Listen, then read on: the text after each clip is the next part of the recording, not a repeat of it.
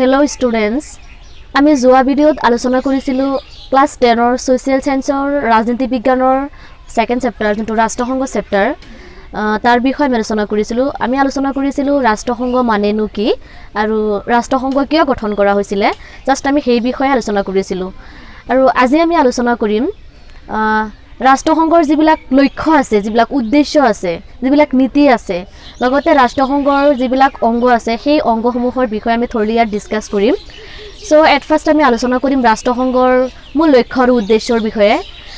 ৰাষ্ট্ৰসংঘৰ টোটাল অনুচ্ছেদ আছে 111টা তাৰে 111টা অনুচ্ছেদৰ যোনটো প্ৰথম অনুচ্ছেদ আছে সেই প্ৰথম অনুচ্ছেদত ৰাষ্ট্ৰসংঘৰ চাৰিটা উদ্দেশ্যৰ বিষয়ে উল্লেখ কৰা হৈছে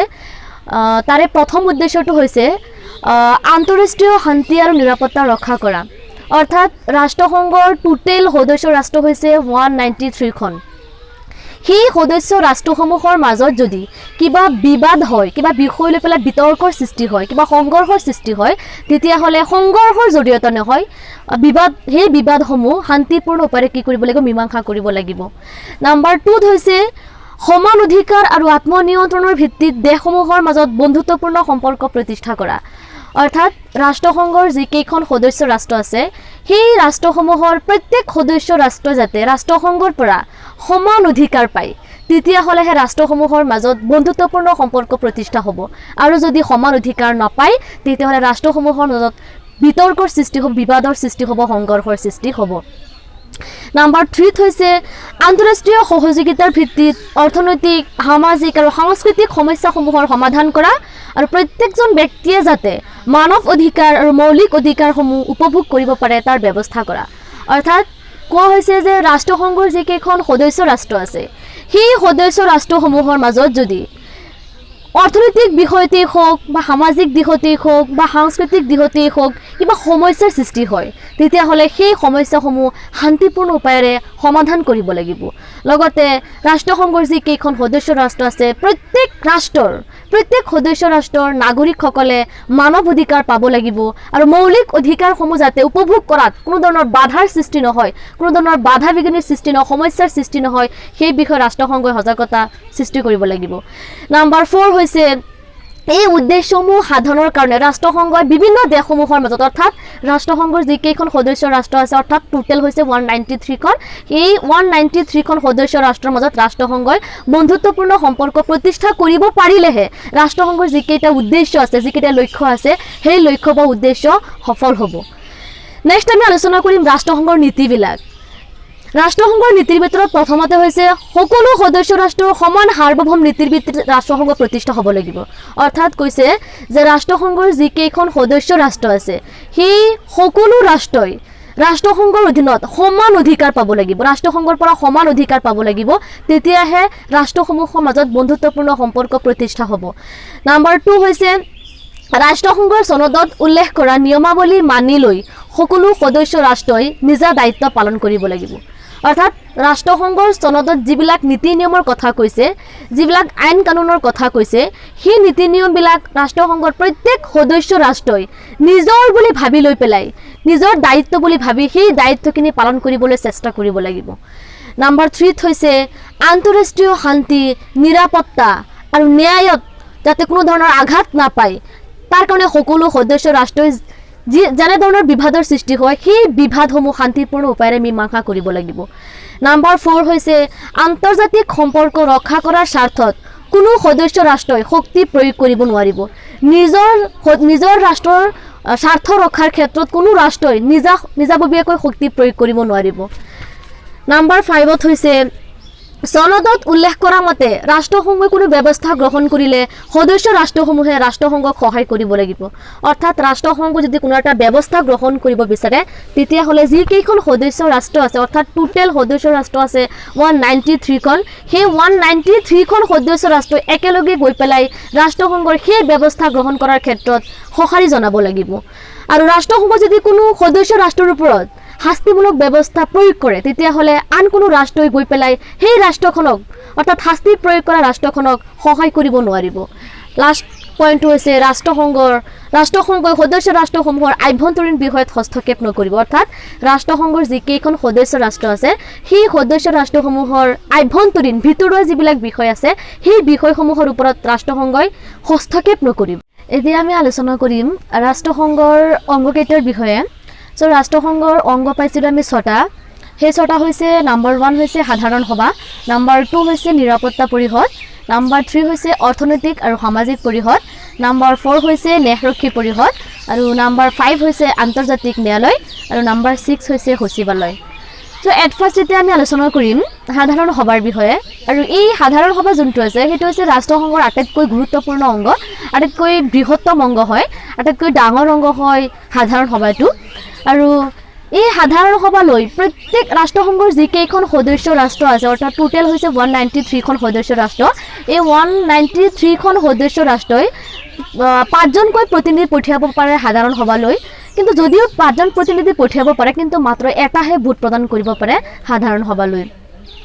এই সাধাৰণ সভাৰ অধিৱেশনখন বছৰত মাত্ৰ এবাৰ বহে আৰু সাধাৰণ সভাৰ কাৰ্যাৱলীসমূহ বহল হোৱা হেতুকে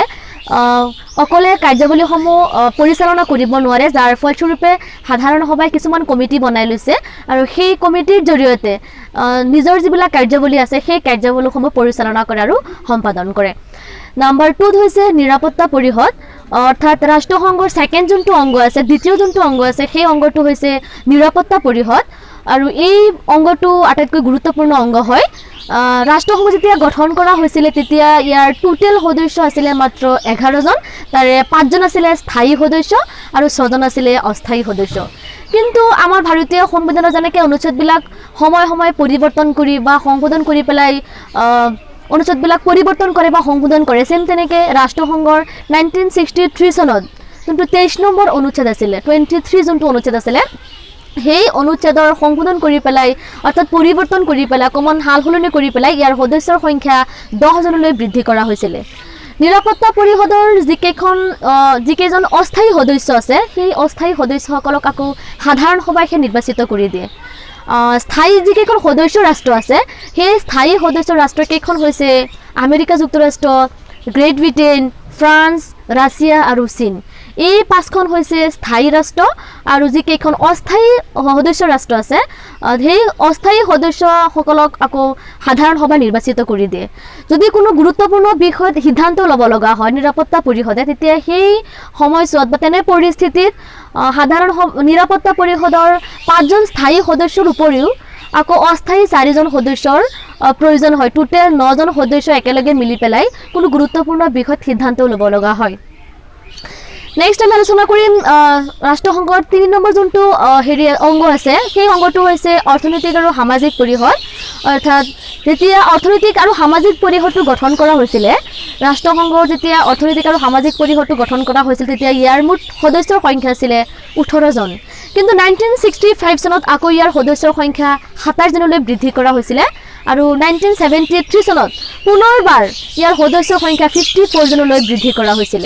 আৰু এই সাধাৰণ সভাই অৰ্থনৈতিক আৰু সামাজিক পৰিষদৰ সদস্যসকলক আকৌ সাধাৰণ সভাই 3 বছৰৰ কাৰণে নিৰ্বাচিত কৰি দিয়ে ৰাষ্ট্ৰসংঘৰ সনদৰ 55 নম্বৰ অনুচ্ছেদ মতে আন্তঃৰাষ্ট্ৰীয় বিষয়তেই হোক অৰ্থনৈতিক বিষয়তেই হোক সামাজিক বিষয়তেই হোক সাংস্কৃতিক দিশতেই হোক বা শিক্ষাৰ দিশতেই হোক এনেকুৱা শিক্ষাৰ লগত জড়িত যিবিলাক সমস্যা আছে সেই সমস্যাসমূহ সমাধানৰ কাৰণে বিশেষকৈ অৰ্থনৈতিক আৰু সামাজিক পৰিষদটো গঠন কৰা হৈছিল অৰ্থাৎ ৰাষ্ট্ৰসংঘৰ যোনটো সামাজিক আৰু অৰ্থনৈতিক পৰিষদ আছে ইয়াৰ মূল কাম হৈছে ৰাষ্ট্ৰসংঘৰ যিকেইখন সদস্য ৰাষ্ট্ৰ আছে সেই সদস্য ৰাষ্ট্ৰসমূহৰ যদি অৰ্থনৈতিক দিশত কিবা সমস্যাৰ সৃষ্টি হয় বা সামাজিক দিশত কিবা সমস্যাৰ সৃষ্টি হয় তেতিয়াহ'লে সেই সমস্যাসমূহ শান্তিপূৰ্ণ উপায়েৰে মীমাংসা কৰাটো হৈছে অৰ্থনৈতিক আৰু সামাজিক পৰিষদৰ মূল কাম নেক্সট আমি আলোচনা কৰিম ৰাষ্ট্ৰসংঘৰ 4 নম্বৰ যোনটো অংগ অৰ্থাৎ ন্যায়ৰক্ষী পৰিষদ সেই ন্যায়ৰক্ষী পৰিষদৰ বিষয়ে আমি আলোচনা কৰিম ৰাষ্ট্ৰসংঘৰ সনদৰ 76 নম্বৰ যোনটো অনুচ্ছেদ আছে সেই অনুচ্ছেদত বিশেষকৈ ন্যায়ৰক্ষী পৰিষদৰ বিষয়ে আলোচনা কৰা হৈছে আৰু এই ন্যায়ৰক্ষী পৰিষদৰ অন্তৰ্ভুক্ত যিবিলাক দেশ আছে সেই দেশবিলাকৰ জনসাধাৰণৰ অৰ্থনৈতিক ৰাজনৈতিক সামাজিক আৰু শিক্ষাৰ ক্ষেত্ৰত যিবিলাক সমস্যাৰ সৃষ্টি হয় সেই সমস্যাসমূহ সমাধান কৰি সেই দেশকেইখনক অগ্ৰগতিৰ ফালে আগুৱাই লৈ যাবৰ কাৰণে ন্যায়ৰক্ষী পৰিষদখন গঠন কৰা হৈছিলে। সেই ন্যায়ৰক্ষী পৰিষদখন তিনি ধৰণৰ সদস্যৰে গঠিত হৈছিলে। নাম্বাৰ 1 হৈছে ন্যায় অঞ্চল পৰিচালনা কৰা ৰাষ্ট্ৰসমূহ। নাম্বাৰ 2 হৈছে ন্যায় অঞ্চলৰ দায়িত্বত নথকা নিৰাপত্তা পৰিষদৰ যিকেইখন সদস্য আছে সেই সদস্যসকলক লৈ পেলাই ন্যায়ৰক্ষী পৰিষদখন গঠন কৰা হৈছিলে। আৰু নাম্বাৰ 3 হৈছে সাধাৰণ সভাই 3 বছৰৰ বাবে নিৰ্বাচিত কৰি দিয়া সদস্যসকলক লৈ পেলাই ন্যায়ৰক্ষী পৰিষদখন গঠন কৰা হৈছিলে। আৰু নাম্বাৰ 5 হৈছে আন্তৰ্জাতিক ন্যায়ালয়। আন্তৰ্জাতিক ন্যায়ালয়টো হৈছে ৰাষ্ট্ৰসংঘৰ এটা গুৰুত্বপূৰ্ণ অংগ। আৰু এই আন্তৰ্জাতিক ন্যায়ালয় যোনটো আছে এই ন্যায়ালয়খন মুঠ 15জন ন্যায়াধীশৰ দ্বাৰা অৰ্থাৎ মুঠ 15জন ন্যায়াধীশক লৈ পেলাই এই আন্তৰ্জাতিক ন্যায়ালয়খন গঠন কৰা হৈছিলে। আৰু এই ন্যায়ালয়খন বিশেষকৈ গঠন কৰা হৈছিলে ৰাষ্ট্ৰসংঘৰ যিকেইখন সদস্য ৰাষ্ট্ৰ আছে সেই সদস্য ৰাষ্ট্ৰসমূহৰ মাজত যদি কিবা সংঘৰ্ষৰ সৃষ্টি হয়, কিবা বিবাদৰ সৃষ্টি হয়, তেতিয়াহ'লে ন্যায় পাবৰ কাৰণে এই আন্তৰ্জাতিক ন্যায়ালয়খন গঠন কৰা হৈছে। অৰ্থাৎ আমাৰ যেনেকৈ আমাৰ ভাৰতবৰ্ষৰ যেনেকৈ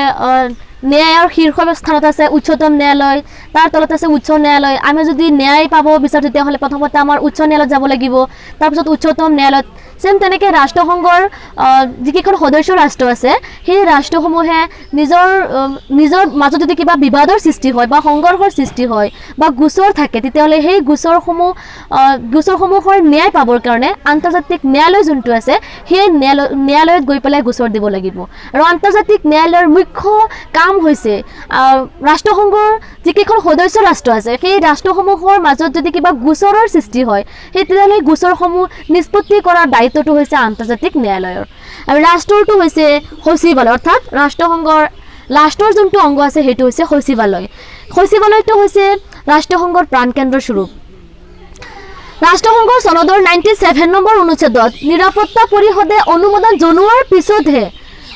সাধাৰণ সভাই সচিব প্ৰধানক নিয়োগ কৰিব পাৰিব। অৰ্থাৎ ৰাষ্ট্ৰসংঘৰ চনদৰ 97 নম্বৰ যোনটো অনুচ্ছেদ আছে, টোটেল আছে 111টা অনুচ্ছেদ, তাৰ ভিতৰত যোনটো 97 নম্বৰ অনুচ্ছেদ আছে সেই 97 নম্বৰ অনুচ্ছেদত বিশেষকৈ সচিব প্ৰধানৰ অৰ্থাৎ সচিবালয়ৰ বিষয়ে উল্লেখ কৰা হৈছে। আৰু সচিবালয়ৰ যোনজন সচিব প্ৰধান থাকে সেই সচিব প্ৰধানজনক সাধাৰণ সভাই